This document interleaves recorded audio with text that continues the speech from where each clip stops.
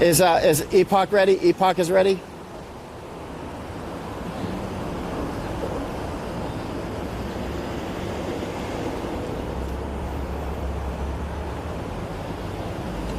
Okay, how long? About 1 minute, 2 minutes? How long? How long? Okay, well, you call me up before you go live so we can do the count, okay? Well, no, don't. I mean, let's do it over the telephone. 10-9-8-7-6. Okay, all right, thanks, bye. Or at any moment now, you might be live without them telling us. And I won't know, by the way. Unless they tell us. Epoch times? Several. About 9 different places. Hey, Michael. You can go. Okay, hold on. Go ahead and do a 10 count. Okay, now it's okay. All 9. Okay, 10, 9, 8. Are you live? 6. Okay. Yeah. Okay, go live. Yep, go. All right. We're live, right? I sent message to... Yep. All right. You are nice. Okay, great. All right. This is Michael.Yon with Cody Howdeshell. We're in Hong Kong. And Cody is a volunteer first aider from North Carolina. He came to Hong Kong on November 1st this year with 3 other Americans from Utah, Maine, and Arizona. And one is still here. The other 2 have gone home. And Cody has been witness to a lot of the events here, including the Stampede on November 18th, which was 2 Mondays ago. So it was a terrible stampede that left to unknown numbers of casualties. There were at least 26 ambulances and medical vehicles out here. And you can see that this is actually a fire department where some of them came from because it's right beside really close to where the stampede occurred. And so that's why we're here, to start right here. So we're going to walk some of the battlefield where I live streamed on that Monday night. It was the heaviest, most intense fighting we had seen so far in Hong Kong, and I've been to well over 80 of the major protests, and so that Monday night was definitely the most intense. And people who followed my live stream know that there's been a lot of intense nights, but that was the most. There had to be, I would say, at least 1,000 tear gas canisters shot, and also at least 1,000 Molotov thrown. Also, the police were throwing. The police were not throwing Molotovs, but the police were shooting rubber batons, like rubber bullets and rubber batons, and beanbag rounds, and huge amounts of tear gas, and throwing tear gas grenades as well. And the liberators were throwing Molotovs, not on the police, but they were using them as a buffer to keep the police off of them. So the streets were just filled with glass. We'll talk about that later. But so here's Cody. I'm going to let Cody introduce himself. He was just on the Heritage, by the way, Foundation that was about 4 or 5 days ago, right? Yeah. And it was a great interview. You can find it. So, Cody, please speak. How's it going, guys? We're close to the intersection of Nathan Road and Waterloo Road. We're to the east of it right now, about 200 feet. So this is where Michael was. He was on this side. I was on the other side on last Monday, one Monday ago, last Monday night, when the heavy fighting was occurring. And That's just a skateboard, by the way. No need to run. So that Monday I was out doing first aid. Mike was here reporting, and like Mike said, some of the heaviest fighting so far. When the protesters being successful in pushing the police back, that's when the you can speak up. It's loud here. You got a good voice too. All right, that's when the the stampede was caused there. When the police decided to throw the flashbangs and drive them back finally. So I don't know, Mike, do you want to talk about it here? Or yeah, we'll go and talk about some of the things that happened. Yeah. For those who've seen my live stream on, let's walk down there, Cody. On the 18th of November, there was about 4 hours of straight live stream, and then we started having signal problems. So I've got a lot of video that was either later or was not live streamed at all because we couldn't get back on live stream. And we'll talk about right here where we're at now. This was like a peripheral area from this intersection. The heavy fighting was like right in that intersection right ahead of us. And back here were there's just a few liberators back here. This was an escape route. And later that night, it had many ambulances and emergency vehicles all up and down that road. And I counted them. There was about 26 in total by the time we counted. I believe there was a significant number more before we counted. So the Stampede, we're going to talk about the Stampede, which is something that Cody personally witnessed. And I did not personally witness the Stampede, but we saw all the attack leading up to it and then the aftermath. We were here, Eric and I were here, but we just happened to be maybe 100 meters from the Stampede. We're actually not sure exactly where, sorry about that. We're not actually sure precisely where we were. You might have seen that viral video I took of the vans rushing very hard into the Liberators, which I've been calling Patriots, but Eric came up with a better name, Liberators, and he's Hong Konger. Let's see if other Hong Kongers like that name. So we're coming up on Nathan Road here. Here's an old burned out facility that was attacked by Liberators for, I don't know actually what it was, I don't remember. Maybe it was a Starbucks, I don't remember. Some Starbucks have been attacked because they're under ownership, local ownership anyway, not back in the U.S., of some Beijing-friendly people that do not like the calls for freedom here. So you can see where we're at, Waterloo Road. Let me get that sign in there. If I can get this camera right. Yeah, Waterloo Road. We're at Waterloo Road and Nathan, and this is Yamate. This is not where the Stampede happened. And The Stampede started here. It started here. This is where Eric and I were. Yeah, the human pile-up was just maybe 200 yards down the street on the left. So just to give you a visual, Nathan Road runs to the north and south, and Waterloo runs east and west. The police were on the south side of Nathan Road. The protesters were on the north side. So the protesters, the Liberators, were pushing the police back. The police were pushing the Liberators back. It was back and forth for quite a while. Pretty intense. The corner across the street here was sort of the very front line of the police.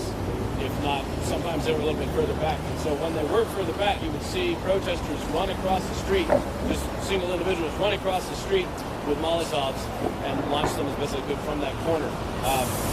When it first started, before the Stampede, when the battle was going on, myself and Alex, my other American first aid partner here, we were standing on that corner because the groups with the Molotovs would come up there. And you can tell you're in a country where they didn't grow up playing baseball because their throwing skills are not always the best, and they get tunnel vision in the heat of the moment. So a lot of the time they actually end up setting themselves or those right around them on fire. We saw probably total that night about 20 people set themselves on fire, but fortunately they wear pretty heavy clothing. They wear hoodies to protect their identity. So there are no severe burns. One guy had first and second degree burns on his entire upper torso, but it's just they're really bad sunburns. But, so how many Liberators set each other on fire by accident?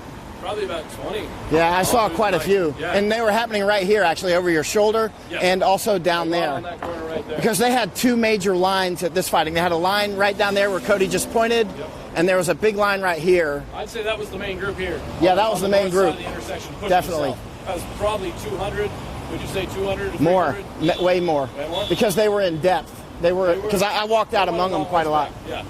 I mean, right at the very front, maybe it was 200, but they're stretched out and they're in depth. Absolutely, yeah. The tightest group there, and I think probably the one where the Stampede became the biggest problem because they were so tight when it started, was probably 200 to 300 people. Remember, there was over 100 arrested and or injured. On the streets all over Hong Kong that night with thousands upon thousands. Yeah, so there were a load. It was not a small night. And so, right. And so basically, I'm sorry, we're busy. And so basically, we were here for quite a long time. Heavy fighting was going on here, and there was a lot of glass in the street. If you remember my live streaming, I was saying the street is slippery, and there was a lot of bricks in the street that the Liberators were using to either throwing at the police or using as obstacles. So if the police run at them, it slows them down. But there was a huge amount of glass because the Liberators must have thrown at least 1,000 Molotov cocktails at least. You can see a lot of them on my live stream. And so at one point, and then we'll walk across the street to Cody's vantage point when it took off. But let's walk down here, and at one point, if you remember my live stream, it might be hard for you to remember this, but I was at this corner, and liberators were coming up. Right, the tape is up now. The tape was not here on that Monday night, and so they were using this gutted building here as a vantage and cover to throw Molotovs at the police. And so I was right there live streaming, and then the police attacked, and many people escaped down this direction. And now we're gonna turn around in a minute and walk the other direction where Cody was, and then he'll talk again. So I ran down here and went right around this corner for cover. And this is where many of the liberators safely escaped, was down this direction. So they were not part of the stampede, right? But I went for cover right here, and I turned right back around, which Tommy Walker actually has me in his video. He can see it happening. And there was so much confusion that one of the liberators, it was a woman, young woman, she was running straight at me and then turned around and started running back at the police. And I shouted at her to come back. She started running back towards me and then turned right back around and started running at the police again. And I shouted at her, and finally she ran and went down this way and joined the others. So what I'm getting to is there was a lot of confusion. There was a huge amount of tear gas. And now we're going to mostly let Cody talk from now on, because we're going to go to Cody's position, and then we're going to follow how Cody went. So we're going to have to cross the road, Sir Cody. Yeah. This is Cody Howdeshell from North Carolina. So he's got an accent that I can actually understand because he speaks American with a Southern accent. He's a merchant mariner, but he's come over here to help do first aid. And he was actually on the Heritage Foundation about 4 days ago. 4 or 5 days ago, yeah. It was a great interview. I put it on my Facebook, so if you scroll down, you can see his interview. He was very, very accurate. And he's only been here since November 1st, but he really nailed it accurately. So we'll cross here. So you might remember during my live stream, there was a cable that the liberators stretched out between that corner and the corner right here, but it didn't do any effect actually. But everywhere around here was glass, and very slippery. And remember, it was dark. And at one point, I took cover behind that little thing right there. A lot of the journalists were here on this corner, but the corner was a little dangerous, so I stay away from corners usually. And so we're going to go to where Cody was, and we want to hear exactly what Cody has to say. You remember that video I made of the vans rushing the liberators was around here somewhere, but we're not exactly sure where it was. We could have to reconstruct it. We've actually had a difficult time reconstructing everything that happened, but we haven't. It's not as if we put huge effort into it. Everybody's busy with other things, but we are telling the basics of what happened. We're not doing a step-by-step forensics. That would take a long time to put together, and this conflict continues. I haven't been able to figure out exactly the time the stampede happened yet either. I keep an audio log as I go during the day. Whenever there's a lull, I'll make a recording just talking about what exactly transpired. But during that stampede, there was so much confusion in the aftermath and so much going on. And of course, the police were chasing us away from the injured that I got forgotten for probably an hour. So I can get a rough time of the exact start of the stampede, but as far as an exact time, I'm trying to get in touch with a photographer I know was there and took pictures and see if he has timestamps. Don't let me get run over, Cody. No, you're good. I hate when we survive all this other stuff and then get run over by a car. Wasn't that Patton? Didn't he get hit by a wagon? Yeah, something like that. You know how life goes. Life has little tricks like that it plays all the time. You can survive the Titanic and then get killed by a dog or something, a chihuahua. So we're going to the position where Cody was when it all started.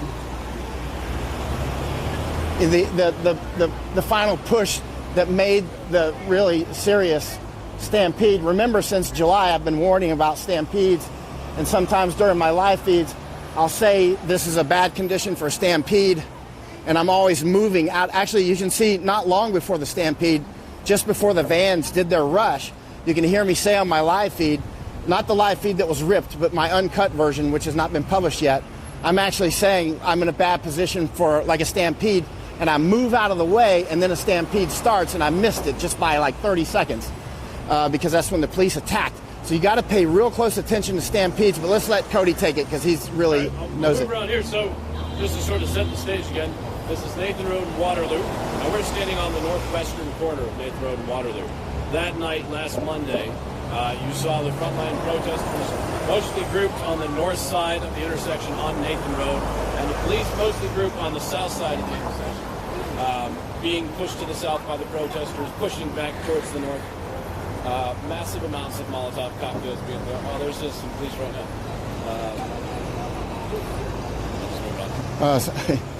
The po-po.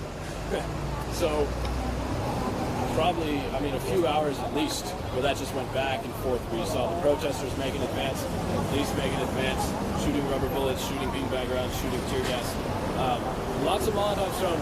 I can't speak for the frontline protesters, but I would say they're not trying to hit the police with a Molotov.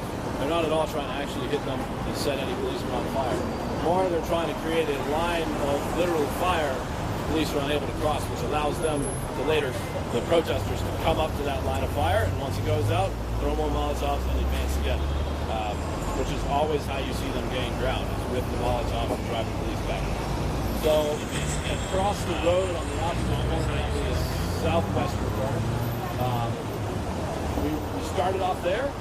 So, like I said earlier, protesters, the Molotovs were setting themselves on fire quite a bit. We were mostly putting out burn business.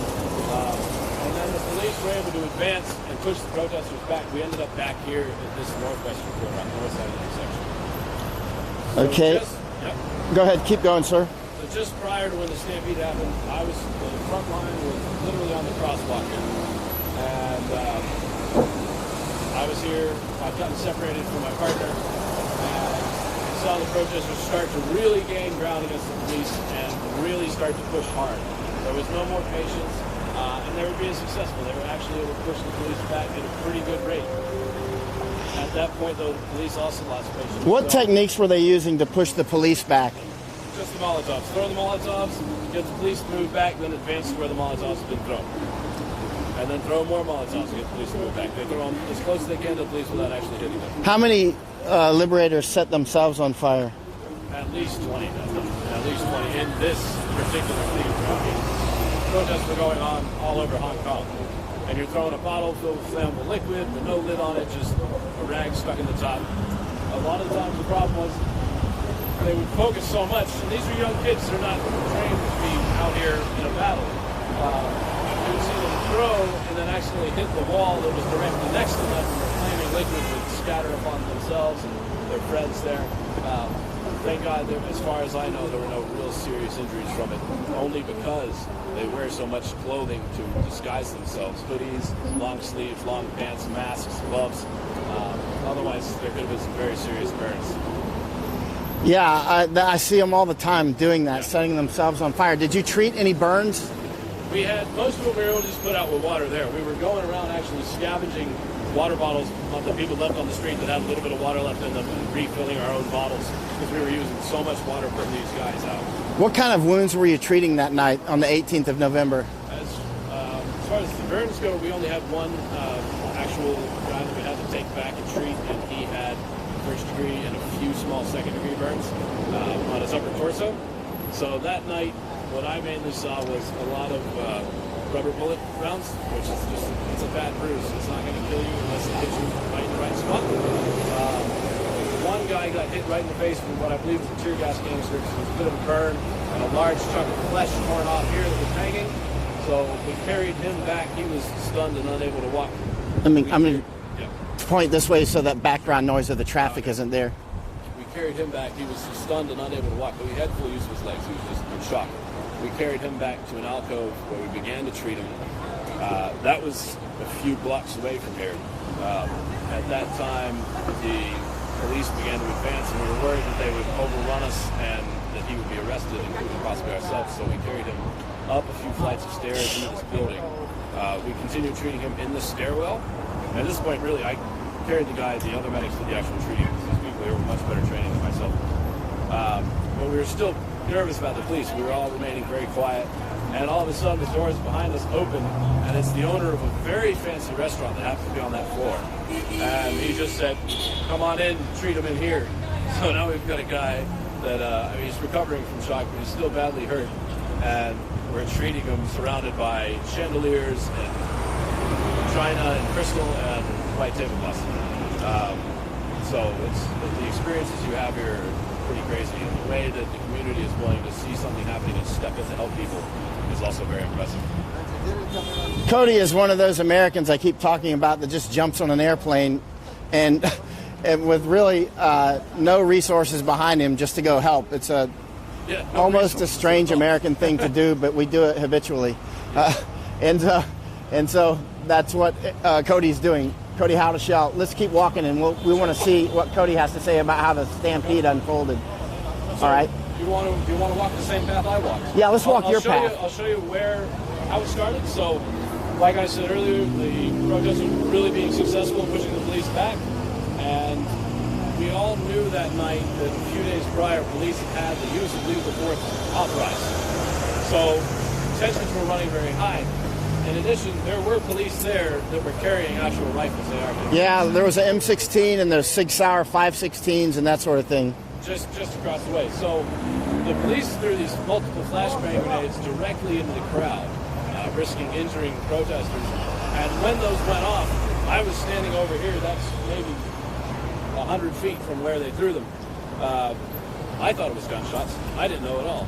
I talked to another. Yeah, many people thought it was gunshots, but I'm familiar with flashbang, so I didn't actually stop to think that everybody would think it's gunshots. Yeah. What Cody's saying now is very important because many people thought that the flashbang. For people that don't know what a flashbang is, it's a grenade that's used for it's not a stun grenade, but it's sort of like that. It's used for stunning people. For instance, when you're clearing buildings or whatever, and it has a lot of submunition. So you pull the pin and you throw it, and it goes bang, bang, bang, bang, bang, bang, bang, and they're quite powerful and super loud. I talked to another American from Texas, a reporter that night, and if you weren't right there, you could very well think it was an actual firearm being fired. And that's certainly, coming from America, we all shot guns, but none of these kids here have ever shot a real gun in their life. So when they heard that, I've no doubt that they thought for sure live rounds might have been fired. And those that were right there and saw the flashbangs get thrown, well, that's scary enough to have a flashbang blow up right next to you. So that caused the crowd to scatter. So, like I said, police were on the south side. The protesters scattered to the north, mostly. Some went either way, east and west on Waterloo Road. The majority of the crowd ran backwards to the north. I was standing here on this corner. Now, our protocol is first aid. We have a vest on. We have a Red Cross on. Police typically leave us alone. So myself and the first aid. Police leave the medics alone? You know better than that. Yeah. You leave the giant American medic alone. But I was standing with another first aider at Cantonese. I hadn't met her. I just happened to jump into the same alcove as her. The riot police ran by us, and then we walked this way now. Okay. So I came down with her after the police had run by us, and we came down this alleyway right here. Okay. Right here. Sorry. Good. We'll get out of the noise of that traffic as well.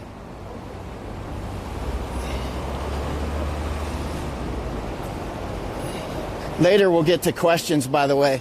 So you went down this alley. This small alley. So Hong Kong is full of these, but this runs basically it's between Nathan Road and Portland Street, or Portland Road over on the other side. And it goes back to Pitt Street, where the pileup happened. Okay. So myself and the other first aider, we walked down here hoping to get past the police line and see if the protesters had regrouped to fight there. There was a lot of confusion. We didn't frankly know what was happening. We saw a lot of people run, but because we were right at the front line, they were running away, we were watching the police, it wasn't clear that it was a full-on stampede. The amount of panic was not as clear to us as it was to the protesters. Yeah, actually, Eric and I didn't realize, we see a lot of panic at the attacks, but we actually saw the stampede unfold, we just didn't recognize it because we were at a different part of it. Yeah, well, and the thing is, unless you're running with the pack, I have a feeling it's hard to recognize because they're behind you in a split second. It doesn't last as long. Yeah, and if you notice my feed that happened that night of the vans attacking or rushing the liberators, you'll see that I'm actually moving out of stampede zone. Because I'm trying to not get in stampedes. I want to say something. When you come to these, you need to wear boots. Cody, how many bare feet did you see? Honestly, I don't know. All their feet were stuck in the pile up. Right. So I saw their heads. There were shoes everywhere. I didn't see the shoes afterwards. We'll let Cody take it from here. Okay, so coming out this alleyway, we're currently coming to Pitt Street, which just so happens the day after the Stampede, I moved into an apartment right here. I don't live there anymore. So we came out, not having any idea what to expect. And when you come out of the alleyway, just on your right, going towards Nathan Road, this is the Yalmate, one of the entrances to the Yalmate. So this is the way they came in. So the protesters ran up Nathan Road, and then they tried to turn down this road on just a huge massive and tried to make the turn. And you can see when you make that turn, you've got a space of about 2.5 yards. Space of about 2.5 yards between the wall of the MTR station and the walls of the buildings. So all these people that had been running down a road maybe 30 yards wide now tried to cram themselves in to a space about 2.5 yards wide. And one person tripped, another person tripped on top of that person, and just domino effect, a pile-up happened. So this is where the pile. Let's rewalk exactly how it happened, and then Cody can tell you what he saw here. So this is where the pileup was, and there was a huge amount of bags and whatnot here. Right here, yeah. Right here. And how deep was it? I mean, how many people back did it go that way? I mean, it was like 6 or 7 people deep on height, right? But what was the depth? Yeah, maybe 8 layers high as far as... 8 layers high, maybe? Yeah, as far as deep, I couldn't tell. I tried to go around the MTR station because... So immediately, we were the first ones on scene. Immediately, our reaction was to try to pull kids out. And looking back, it probably isn't the best course of action to try the kids on the bottom first. Take from the top, take from the middle, because there's less pressure. You can actually get them out. We started trying to pull these kids out on the bottom, and it was impossible. I mean, I knew within 5 seconds that I was not going to be able to pull these kids out without tearing his limbs off. So I attempted to go around the back of the MTR station. At this point, other first aiders were arriving on scene, and I tried to get to the back, hoping that maybe I could pull them back from the backside, convince them to stop pushing, because they were in a panic. They were pressing. And keep in mind, this was filled with tear gas, and not everybody's masks work. Not everybody has a mask, so you can't even see. Masks have been torn off. These guys were coughing and choking. So I went to look around, and I saw riot police back there, running back. So, well, I'm not going there. And now, thinking back, the riot police were there. Undoubtedly, the riot police were actually behind this pileup, actively beating or arresting and frightening those on the backside, which is why they were so panicked. We kept telling the ones on top, not in Cantonese, in English, but just using sign language, saying, go back, get the pressure off. And they wouldn't. They were screaming and yelling, and they kept trying to crawl forward. And I can only assume now that that's... All right, you can come up. I can only assume now that that was because the riot police were back there chasing them from behind. So on the steps of this MTR station, there was actually a fire, which if you're not... So right here, there was a fire. Yeah, you can see the residue on the ground where it's burnt the limestone or whatever it is. It's any night in Hong Kong with its protests, there's lots of fires. But firefighters had come here to fight that fire. And as soon as they arrived, it was a small minor fire. But as soon as they arrived and saw the pile up, the firefighters, who everyone loves in Hong Kong, jumped right in with us and tried to pull these guys free. I think it took a minute for the riot police on that side to put 2 and 2 together and figure out how we can go around. Because we probably had, realistically, maybe 3 minutes, maybe 2.5, of trying to pull kids free. And in that time, I would estimate we have 5 to 6 protesters out. You could see, I did a press conference with Claudia Mo, one of the legislators here, and you can hear my account there, but you could see kids on the ground, the ones on the bottom, who had minimum, I mean, reminded, there's about 8 layers high of people. So you've got at least 8 people putting vertical downward pressure on the kids on the bottom. That's minimum 800 pounds, absolute minimum. Some of these kids probably weigh 150, so 8 to 1,200 pounds being put on these kids. I said 6 to 900 in my last interview, but reconsidering it, I'd say minimum 8 to 1,200 pounds. And you said some of them couldn't, their eyes were rolling back in their heads? Eyes rolling back in their heads, glazed over, gasping for breath, turning purple. Their insides were being crushed. They certainly couldn't breathe. And the bottom layer of children was impossible to remove. We had to step over them and grab the 3 layers up from the bottom or so. That was the only one where we had enough strength. And there was... if you look at Cody, he's a very powerful man. You can see... I'm 6'5", and the kids were higher than my head. Yeah. And so the kids were higher than your head, and you're 6'5". Yeah. There you go. I mean, you can see why my camera's pointed up. I mean, and somebody as strong as Cody was having very difficult time getting them out. We had the firefighters there. We had 2 or 3 people on one kid, and it still took everything we could to be able to pull these ones out. When you pulled them out, they couldn't stand on their own. I mean, I don't know what their lower limbs felt like, but they could not stand on their own. We had to pick them up, set them on their feet, shake them, and then slowly try to walk them away. But at the same time, we had to pull other kids out. So really, it was kind of take them out, pass them to somebody else, give them a shake, and hope for the best, hope they can run off. Maybe 6 kids we got out, and of those 6, probably only 2 or 3 were actually able to escape the police. How did the police treat the medics? When the police came over, so one of my friends here, who's a first aid, he had gotten there before us, and at this point we had quite a crowd of firefighters and first aid pulling people out. There was enough of us that no more could get in. So my first aid friend was directly behind, and he was taking the kids we pulled out and trying to get them to run. When the police came around the MTR station, he was the first one they met. They immediately pepper sprayed him from point blank range right in the face. So they pepper sprayed a medic at point blank. Clearly a medic. I believe he's actually a trained nurse. He comes out as a volunteer medic, Red Cross on his vest, big yellow vest, obviously not a protester, pepper sprayed right in the face. And he wasn't even helping the kids. He wasn't even pulling kids out. He was just standing there trying to take the kids from us.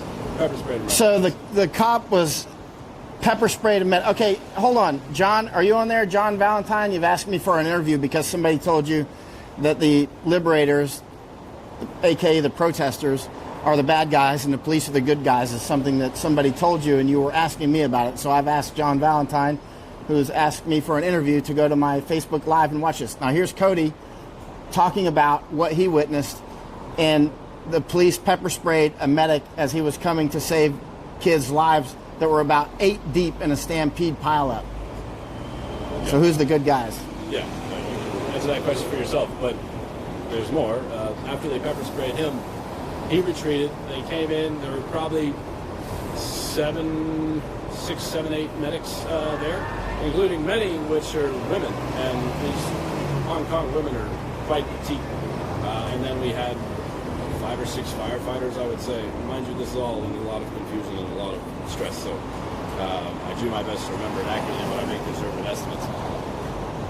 So they grabbed us by our vests. The riot police came in, at least 7 or 8. And there were more right around the corner. They came in beating their nightsticks on their shields. They carry these small riot, sort of gladiator-style riot shields, beating their nightsticks on the steel walls of the MTR station, shouting at us. They grabbed us by our vests. They pulled us away. They got their nightsticks right up in our faces. They grabbed one of these Cantonese girls and threw her to the ground on the brick pavement. Just threw this young, she's probably 21, threw her right to the ground. We had to pick her up and carry her away. Was she hurt? Not seriously injured. But Well, she was not a medic. She was just helping to save people's lives, or she was a medic? She was a medic. Dressed as a medic. They threw her on the ground. See, this is normal, by the way. Yeah. Oh, this happens all the time. Yeah. Earlier I said the police just run by us. They run by us, the 2 American medics, typically. We've had no trouble being chased or anything, but I think that's because we're obviously the 2 American medics, and it's not really a good idea to try and go arrest the 2 American medics. So they shoved her to the ground. We got her out. They later continued to shove the firefighters out of the way. These, firefighters, policemen. So this is the police shoving the firefighters out of the way while they're trying to save people's lives. Police and Raptor Squad. Yep. Riot Police and Raptor Squad. So, Raptor Squad is one of their elite police squads. Sort of like the SWAT team, kind of, but just known for being excessively violent, even more so than the regular Riot Police. So shoved the firefighters out of the way. We retreated to that corner about 60 feet back that way. We had to actually hold the female medics back. They were trying to get back in. They were sobbing. We had to hold them back. And as far as I can remember, the police went right in. I believe they beat the protesters with their nightsticks a few times before they began to just pull them out and arrest them one by one. There was no concern on the part of the police as to whether or not those at the bottom were dying at the moment. They were only worried about arresting these kids. These kids could not fight. They could not run. They were literally dying. Some of them might have already been unconscious at the bottom. They had no hope of escape. They had no hope of resisting arrest. They had no hope of harming the police in any way. And yet the police still absolutely murdered in their tactics. Took them all and arrested every single one. Perhaps some on the back road to get away. I don't know. as far as I know, every single one here was arrested. And reports, it's hard to know who came from where, but we think there were at least 10 critically injured that ended up in the hospital from this pilot. At least one young woman had a compound fracture in her arm, and Eric and I and others were out there at about, 4 in the morning when they finally let her go. So she'd been out here for, we're trying to work the timeline out, but possibly 4 hours, at least 2 before they let her go. And I think more like 4, because it may have happened at 11:29 or so, the pilot, 11:30. Just prior to midnight, within the hour before midnight, I would say is when it happened. Yes, sometime around there. And you can see on videos that I've already published, they were pulling out casualties at like 0400.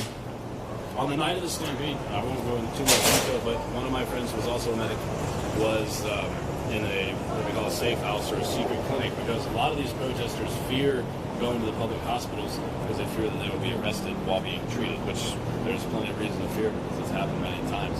So which is why we need more medics over here that have serious training. Actual, I have basic first aid training. I came here expecting to wash people's eyes out with saline and put Band-Aids on cuts and give them ice packs. It has escalated far beyond that. We need people with actual EMT training, actual combat medical training, because it's been peaceful these past 8 days, but if it kicks off again, the government makes no concessions here after these elections, it's going to kick off far worse than it did before. Go ahead. Keep going. Go ahead. No, I don't want to interrupt you because you are very good at explaining. So after they arrested everyone there, so I was talking about the secret clinic. That night, there was an injury that went to the secret clinic, a spinal injury where she had been beat with a police baton and it had injured her spine in multiple places. She'd lost feeling in her right hand and right foot. And so she had to be sent to the hospital. Where it was a he. But beat by the police to the point where they had a spinal injury, managed to escape just barely, feared going to the hospital for treatment, despite the severity of injury. So basically, they don't feel safe seeking the treatment they need because they know they can be arrested in the hospital. And so it's really important that highly qualified medics and other medical professionals like doctors can be very helpful over here because they just can't go to the hospital. And in fact, at least one of the hospitals has had to cancel surgeries because the hospital was tear gassed from so much tear gas on the streets outside. All non-critical surgery had to be canceled. A friend of mine was in one of the emergency rooms and said the place smelled like tear gas. Yeah, it's amazing. That's a hospital we're talking about. Yeah. I've got friends here who are doctors, and these secret clinics we talk about, it's not like people are going there for minor injuries. They're doing actual sutures. They're performing emergency field medicine in random restaurants, people's apartments, whoever will open up a safe house. All right, so you want to walk back and see how the pileup funneled in here behind you. Okay, we're going to let Cody keep explaining. He does a really great job, and he was an eyewitness. We're walking to the east right now, past the MTR station. We're walking through Nathan Road. This is Nathan Road right in front of us.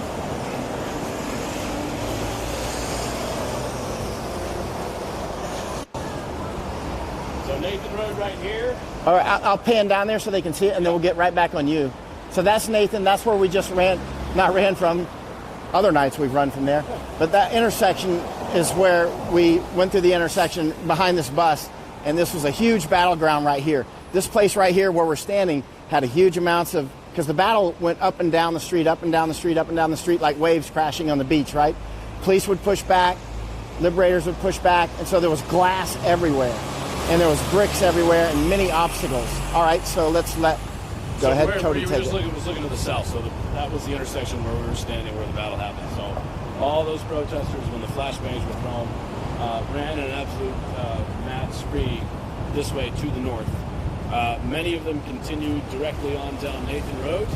Those that didn't, those that tried to turn, you can see the MTR station right here. And that corridor on the left of the MTR station, that sidewalk going through there, 2.5 yards wide or so, that is where a group of 30 to 40 of them attempted to all run at once and ended up in the pile. So they had, I'm certain, Raptors and riot police behind them, which is why none of them were willing to back up and relieve the pressure. Where did the police throw the flashbang?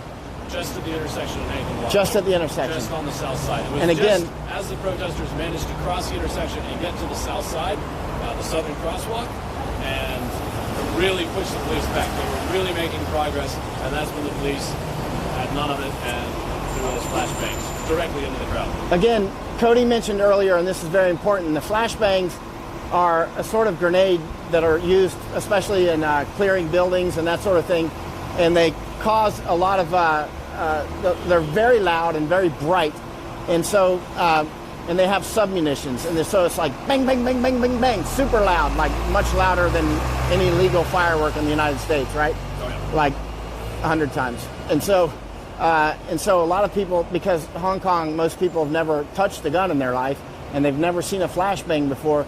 I didn't cross my mind because I'd fired so many guns and thrown so many flashbangs and seen them in the wars and all that. I knew exactly what it was. But then there was a lot of people asking me later, like, who shot? Was anybody shot? And I was like, no, I didn't hear any shots. It didn't cross my mind. They confused the flashbangs for gunshots. But Cody recognized that instantly. So that was a problem. They threw the flashbang and people thought they were being shot at by the police. And the police have already shot 4 people on other days. And they had M16s and those 6-hour 5.16s, and everybody could see them. Go ahead, Cody. Yeah, well, I mean, when it happened, even I thought it was gunshots at first. But seeing no casualties on the street, I assumed it wasn't. And when I walked, I mean, we've been doing this for 3 weeks now. It's to the point where you remain pretty calm when it happens. When I walked down the alleyway, we walked down earlier with this random first aid girl that I just happened to hide next to. We were walking down, you know, at a quick clip, but we weren't running. And we shook hands and introduced each other. Next thing you know, we come out and there's the pileup. We did not realize what had happened until we saw the pileup. So basically, the liberators were all down this street and sidewalk, and on the other side of there, across from that, you can see the median there, which is the potted plants. And then many of them funneled right here and came to this tighter space. And this is where the pileup happened, right here.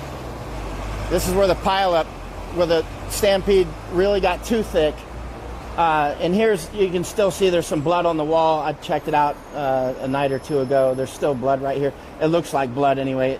It looks, and now keep in mind, for people that know about tracking, they know that blood looks like a lot of things, and a lot of things look like blood if you're like a military tracker or something.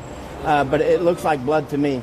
But most of the place has been cleaned up. But this was a huge pileup. Let's let Cody talk. He does a better job. So the pileup where they actually fell was right here at the edge of the entrance. Okay, right here. Yeah, so perhaps someone tripped on that ramp, the steps there. Yeah, you can see the obstacle of this ramp here. And I'm told that this was closed at the time. Not that it mattered after they piled up. No, I think it was closed. Of course, the streets were littered with bricks during these protests, so it's quite possible that the bricks might have caused some of the trouble. And domino effect. Yeah, and also a lot of people are carrying umbrellas, and you'll often see those, not often, but every time those will be dropped everywhere. Well, the pile up here itself was just filled with umbrellas. There's a picture out there. A reporter that was here at the time snapped a picture just as the police came through the first line of protesters and were pulling me away. And it gives a reference to the height. You can see myself standing there, and then the protesters just above my head, and then a massive amount of umbrellas just piled on top of them, because most of these guys are carrying an umbrella, which they use to protect themselves from rubber bullets and flying tear gas. So when they all rounded this corner, and it probably increased the problem with the pileup, is the fact that they had all these sharp umbrellas. It made it even harder to pull them out because they're essentially like fishing barbs. Cody, you can see the information war is strong here, coming from China, with people often saying that the liberators are actually rioters and that sort of thing. But you've been here now since November 1st, and can you give any broad thoughts or specifics, anything you want to say? You're free. I mean, I hesitate to call them protests anymore because of the level it's reached. They're not peaceful protests. It's definitely escalated far beyond that. But what else are you going to do? If you peacefully protest and the government doesn't listen to you, what are you going to do? You just continue to walk around the street holding a sign while they continue to erode all your liberties? You have to step your game up at some point, and they've done that here. So I place the blame entirely on the government, entirely on China, entirely on Carrie Lam, Hong Kong police force. Can you explain who Carrie Lam is for those who are not Carrie aware? Lam is essentially the equivalent of the Prime Minister of Hong Kong. But she's not elected democratically, so she's appointed by various councils. And I believe just not long ago, maybe an hour or two, I'm not sure about that, but she said that there's still a siege on at PolyU, the Polytechnic University. Actually, we should go down there after this. Sure. And see how it's going down there. And so the liberators have been holed up there since Sunday, 2 Sundays ago. So this is about the 10th day now, right? Yeah. Soon going into the 11th day. Yeah. And you know, I was there way early this morning I left at about 3 or 4 or something, I don't remember. And so here comes an umbrella. Sign? Yeah. This is a sign. I'll never look at an umbrella the same again. But this is important too because during big dramas, these umbrellas do waft down the road, and they also cause people to trip.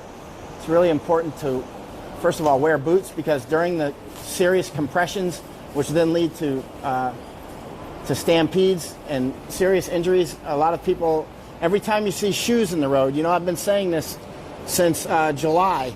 Walk the battlefields afterwards, and you'll find often many shoes. If you find many shoes, that's because a compression or a stampede occurred. I've seen this in Iraq, Afghanistan, and Thailand, and now Hong Kong. So wear boots if you're going to come out to these heavy possible stampede and compression areas. Cody, do you have anything else to say? And we can move on over to PolyU. We'll turn it off until we get there. I think it covered pretty well. All right. Oh, actually, let's see if there's any questions for you. And Sure. And because Cody's from North Carolina and came all the way over here to help. That's like 12 time zones away, actually, and literally the other side of the world. I was living in Australia at the time, so it was close enough. So not quite the other side of the world. How do you like Australia? I love it. Way too much regulation there. Way too much regulation? I could live there long term. Yeah, it's kind of stifling. I love Aussies, but a lot of the old kingdom areas are like that. Okay, we are doing that. Okay, Pat Wong. Let's see, Pat Wong asked me what to do. This is daily basic now because he is a frontliner. Let's see. Okay, I'm reading some comments. I'm trying to see if there's any questions for Cody. Oh, John Valentine is asking. He says, I'm looking forward to talking to you and Cody if possible. I'll ask Cody. Cody, you want to talk with John Valentine? Interview. He's sent a message about an hour or two ago saying that, people are basically doing the information war, saying that the liberators are rioters and all these sorts of things. There is violence, but I mean, they're basically fighting a wolf back. The main thing is getting the real facts out, and that's part of the reason we came here, is because you can't figure out what's actually happening when you're thousands of miles away reading it on the news. So Yeah. we came to do first aid, but we also came to just see for ourselves what's actually happening. Not to mention that the 50-cent army is what it's called. The Chinese information warriors are really strong out there trying to spin this. Yes, according to Google Translate, the Chinese insults her to me, I am a poop cat and an old cockroach. What's that? I'm a poop cat and an old cockroach. Who called you a poop cat? The 50-cent army.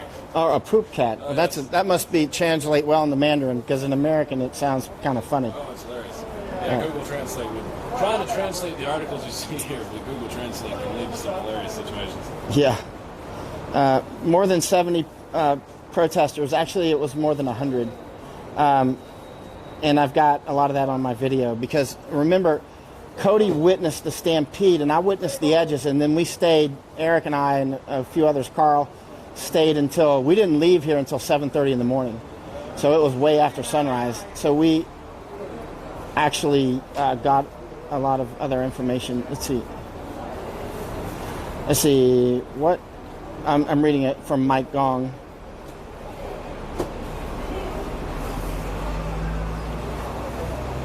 He's asking what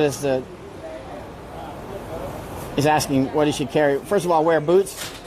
And if, actually since the stampede last Monday on the 18th of November, there hasn't been any serious actions that we know of other than the landslide vote, which was amazing. Landslide vote, Monday night after that, there was some tension. The police were out, but there was no actual clash between protesters and police. And if you're a journalist coming over here, bring a real mask. Like an M50 is the best that I've had. M50, M50. It's made by Avon. And then when you leave, please give it to somebody here and let them keep it. And bring a real helmet like Kevlar, like that'll stop, 38s and even AKs if they're at range. And please leave those with people when you leave. Mike, individual first aid kits. Mike Gong, a lot of us carry them, but in reality, there's so many medics out here. A lot of people don't because there are loads of medics. I learned how to use a tourniquet and carry one because most of them do not have a tourniquet. Yeah, and now that the real rifles have come out, it can be good to have tourniquets. Any more questions for Cody before we shut off and we'll move over to Polytechnic University? Michael Shinstock, if it's German, is saying, concerning the demand for EMT, how many foreign EMT have already come to assist? I don't know. It's just us, as far as I know. Yeah, I don't. I think Cody and his friends, I only saw Cody and one more of his friends. Yeah, there were 4 of us at first. For 2 weeks, we had 4 of us here. Everyone we talked to, as far as we could see, we were the only foreign first aid that came expressly to do that. There is another American running around. They're an exchange student at one of the universities, and they love Hong Kong. When they saw what was happening, they chose to get involved as first aid. But the Hong Kongers really need real medics here. Yeah. And actually, let's see, this is also live streaming to Epoch. Let me see if anybody's posting in English, because we don't have any Cantonese speakers with us at the moment. But if you've posted in English over on Epoch, then or on Yoko's page over in Japan, a lot of people on Random Yoko, they publish in Japanese, and I don't read Japanese. I say if you have EMP training, or you're a doctor, or you're a combat medic, and you can't come over for a long period of time, come over with the idea to meet up with people and train them and help them, and also bring in supplies. There's certain supplies that are harder to get here than others. A lot of general medical supplies they have no problems getting. Hong Kong is not a poor country. There are people here that sponsor that sort of thing. But some supplies are difficult to find just because they've either all been bought or the supply might be restricted. So consider coming over for 1 week and bringing a suitcase full of supplies, and then helping train people. Find the medics. There's some medics here that their training's off of YouTube. They watch some YouTube videos, and that's the extent of it. So get with some of the doctors and nurses around here and say, hey, I want to help. I want to do a training class. Find somebody who can translate, and then give them some tips. Okay, I'm not sure if it's if it's live streaming on Epoch or not. Let me see if there's another question for you, and I'm gonna, because I'm unable to get over on Epoch.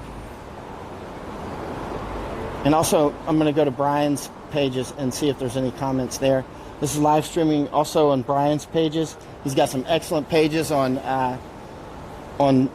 immigration issues in the United States, which are incredibly important. A lot of the issues that are happening in Hong Kong are immigration issues, actually, because mainland China has been pumping mainland Chinese here into Hong Kong since 1997. And now there's a demographic shift and causing serious problems. And it's sort of a soft genocide because many of the Hong Kongers have left, and they live in Canada now, or the United States, over in the United Kingdom, Australia. And so they're just, a lot of them have moved out, and then they're being replaced by mainland Chinese. All right, Cody, there's a lot of there's 149 just on my page, and there'll be a lot of others that I'm having a hard time opening. Okay, move Mike closer to Cody. All right, he's got a super loud voice, but he's being quiet right now. So, let's see, but all right,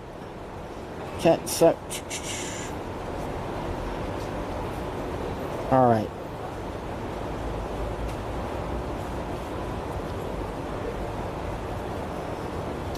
Okay, I don't see any questions specifically for Cody. Do you have anything else to say before we shut off and move over to PolyU? No, Cody? I think we covered it pretty well for here.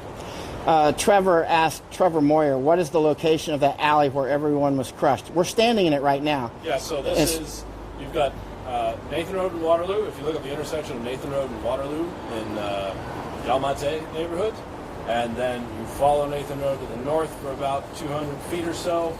You're going to see an MTR station, Yamate station, on the western side. That's this station right here? Yep, and the street you see right behind me is called, this is Pitt Street.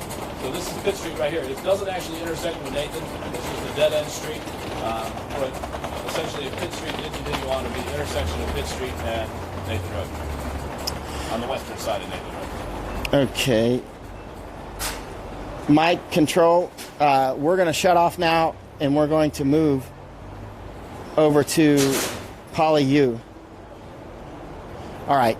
So we're going to go ahead and shut off. And you're still on right now. And stop that. And stop that.